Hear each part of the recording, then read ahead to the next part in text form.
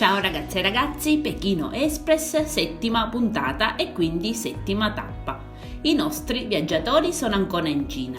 Vediamo chi ha vinto la puntata. Arrivano prime le collegiali che devono scegliere tra madre e figlia e i gladiatori.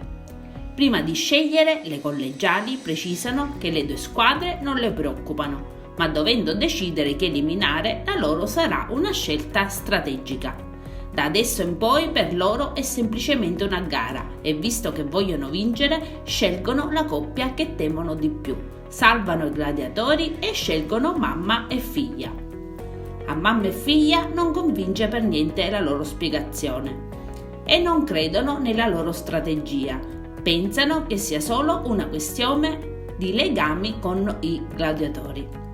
Ma vediamo che destino attende a Soleil e sua madre. È il momento della busta nera e ahimè questa tappa è eliminatoria, pertanto mamma e figlia devono tornare in Italia. Wendy e Soleil hanno iniziato questa avventura in modo un po' litigioso, col tempo però si sono riscoperte.